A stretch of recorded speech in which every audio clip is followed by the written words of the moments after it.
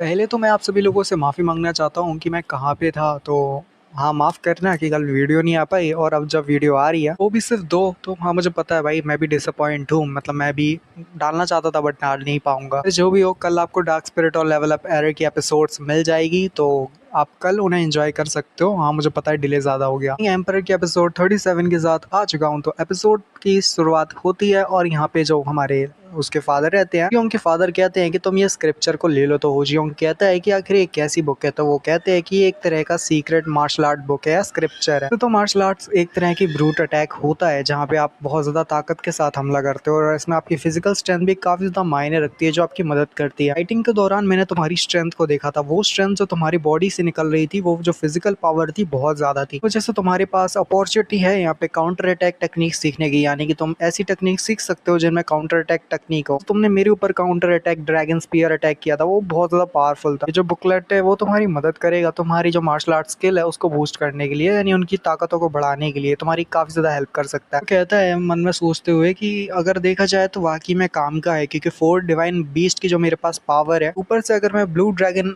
इनको भी मास्टर कर लेता हूँ, यानी कि ब्लू ड्रैगन को तरह से जगा लेता हूँ, तो उसके बाद काउंटर अटैक करना मेरे लिए कोई ज्यादा दिक्कत की नहीं होगी बात। हमारा हीरो कहता है अगर वाकई में दूसरी तरफ देखें जहाँ पे जो फादर है, हम फादर के हाथ को देखते हैं कि फादर ने यहाँ पे बहुत ज्यादा मेहनत की होती है और हम देख पाते हैं कि फादर ने पूरा रात जाग के इस बड़े से स्लॉट स्क्रिप्चर या जो भी मतलब ये है ना बुक वगैरह, इसको लिखा था बैठ के वहां पे। पूरा उन्होंने खुद से लिखा था ये बुकलेट को। उन्होंने इस बार अपनी पूरी एनर्जी लगा दी और पूरी जान लगा के हमारे हीरो के लिए लिखा है। तो वो कहता है फादर आपका बहुत बहुत शुक्रिया। उसके फादर पूछते हैं कि चलो बताओ क्या तुम यहाँ पे निकलने वाले हो, तो हमारा हीरो कहता है कि हाँ वो कल के लिए निकल ही जाएगा, यानी कल के टाइम पे वो निकल जाएगा। तो अपने मन में कहता है कि अगर मतलब एक तरह से फैमिली की बात करें तो मुश्किल है कि मैं अकेले ही बचा पाऊँ, यहाँ पे मेरा पूरे आर्मी के साथ फाइट होने वाला है। पर अगर आप मेरी कंडीशन को समझते तो यहाँ पे ठीक से जान पाते कि यहाँ पे आखिर कितना बड़ा मुसीबत है जो कि मंडरा रहा है हमारे क्लैन के ऊपर। मुझे ही फ्यूचर के बारे में पता है कि फ्यूचर में क्या होने वाला है, तो मेरा ही काम बनता है इस सबको रोकने का। अगर कहते तो अच्छा ठीक है, मैं तुम्हें कुछ दिखाना चाहता हूँ, तो मेरे पीछे आ जाओ। तो हीरो बहुत ज्यादा हैरान होता है। अगर कहते हैं कि उसके पास एक गिफ्ट है यहाँ पे हीरो को देने के लिए, तो साथ ही यहाँ पे वो पीछा करने लगता है हमारा ओजियो। क्लैन एरिया की स्ट्रीट होती है ना, वहाँ पे चलते हुए गलियों में चलते हुए जा रहे होते हैं, तो वहाँ पे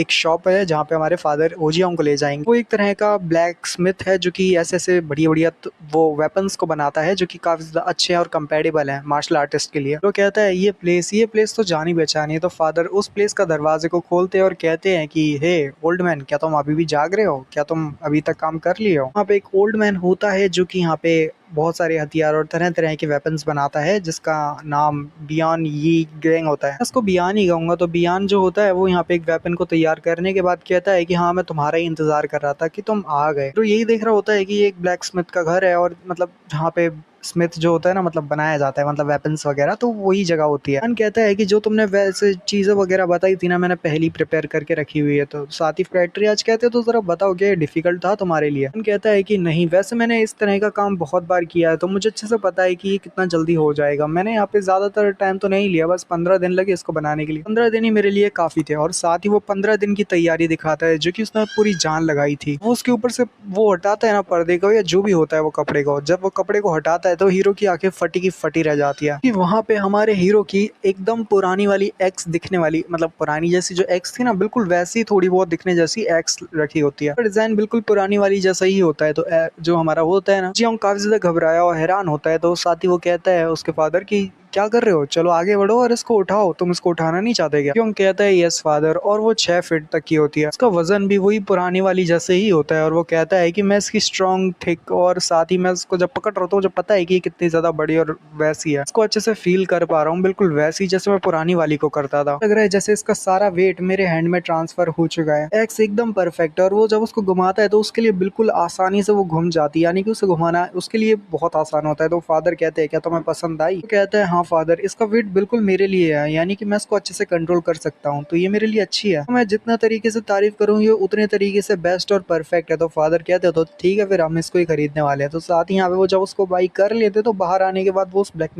वो वो जो जिसने कारीगर होता है, जिसने बनाया होता है वो बढ़िया सा वेपन, तो उसको शुक्रिया अदा करते हैं और वहां से आगे की तरफ बढ़ जाते हैं। और यहाँ पे जो स्ट्रीट होता है उसको निकल के अपनी तरफ ही जाने लगते हैं, क्लैन की तरफ। वो क्लैन की तरफ आगे बढ़ रहे होते हैं तो फादर फिर यहाँ पे उसी सवाल को रख देते हैं और कहते हैं कि हे होजियोंग, क्या तुम यहाँ पे इसके बारे में सोचते हो कि क्या तुमने अभी तक मैरिज के बारे में सोचा है? तो होजियोंग कहता है, मैरिज? अचानक से फादर आप ये बात क्यों कर रहे हो? फादर कहते हैं, हाँ तुम्हारी बात में दम तो है। तो होजियोंग पूछता है, फादर वैसे कहीं ऐसा तो नहीं कि आपने मेरे लिए कोई अच्छे से पार्टनर को ढूंढ लिया है तभी आप मेरे से ऐसे बात करो? तो साथ ही फादर कहते हैं, अगर देखा जाए तो तुम्हारे लिए मोयोंग क्लैन की जो डॉटर है ना, लगता है वो ज्यादा बढ़िया रहेगी क्योंकि वो टैलेंटेड है और साथ ही इंटेलिजेंट भी है। तो उस वुमेन की बहुत सारे लोग रिस्पेक्ट भी करते हैं पूरे क्लैन में और उसको बहुत ज्यादा माना भी जाता है। उस जगह पे उसके टैलेंट के बारे में हर अफवाह भी फैली हुई कि वाकई में बहुत ज्यादा लड़की टैलेंटेड है। वो मोयोंग क्लैन की योनवा होती है। तो योनवा को तो आप जानते ही हो कि वो गैदरिंग ऑफ सक्सेसर में भी मिली थी हमारे हीरो से। योंग कहता है कि वो मोयोंग क्लैन की योनवा, मैंने उसके बारे में सुना है। फादर आपको अजीब नहीं लगता कि भला मोयोंग क्लैन ही क्यों, आप मोयोंग क्लैन से ही मेरी शादी का रिश्ता क्यों तय करवाना चाहते हो? तो फादर कहते हैं,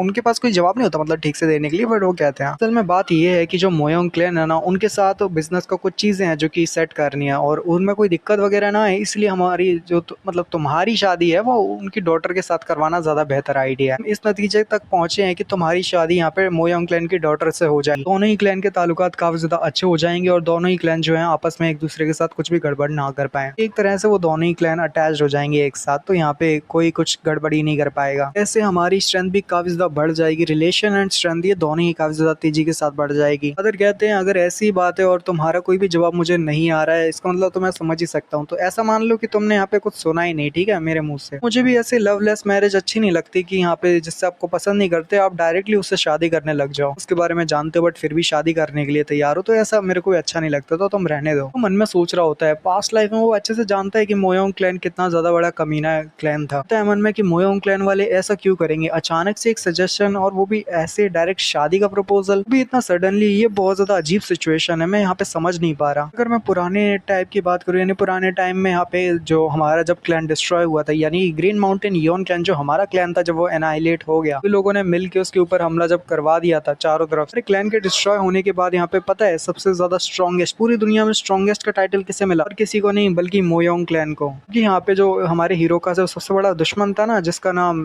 क्लैन के नाम तो गुजू म्योंग था, तो गुजू म्योंग क्लैन जो कि यहाँ पे हमारे हीरो के पूरे सेक्टर यानी क्लैन के ऊपर हमला करता है ना, क्लैन भी आगे चल के डिस्ट्रॉय हो जाता है। अब बात पे गौर नहीं किया था बट अब वो यहाँ पे गौर करता है और कहता है, अरे हाँ, मैं तो सोचा ही नहीं था कि म्योंग क्लैन इतना ज्यादा अचानक से क्यों ऐसा हो गया। जान पाते हैं हमारे हीरो की पास्ट लाइफ में कैसा हुआ था। हमारे हीरो का ग्रीन माउंटेन योन क्लैन तो यहाँ पे बर्बाद हो जाता है, बट उसके साथ साथ जो जी म्योंग क्लैन है जो कि हमारे हीरो के क्लैन के ऊपर हमला करेगा, वो क्लैन भी डिस्ट्रॉय हो जाता है। बट यहाँ पे जो योंग क्लैन है वो यहाँ पे सर्वाइव कर जाता है, पता नहीं कैसे, और आगे जाके वर्ल्ड का स्ट्रॉन्गेस्ट क्लैन भी बन जाता है। वो कहता है, बट आखिर ये हुआ कैसे? अब यहाँ पे तो ऐसा लग रहा है मूयोंग क्लैन जो है वो यहाँ पे सडनली फॉल कर रहा है, यानी नीचे डीप में गिरता जा रहा है। मूयोंग क्लैन के साथ हो क्या रहा है यहाँ पे? ये सब ट्रेड की वजह से हो रहा है। पास में तो गोजू म्योंग क्लैन था जो कि यहाँ पे डिस्ट्रॉय होने वाला था और फॉल होने वाला था। यहाँ पे फ्यूचर चेंज हो रहा है, वो भी मेरी वजह से। फ्यूचर धीरे धीरे बदलता जा रहा है। यहाँ पे ये वाले एपिसोड का एंड करते हो, तो मिलते हैं अगली वीडियो में, तब तक के लिए सायोनारा, पीस आउट, बाय बाय।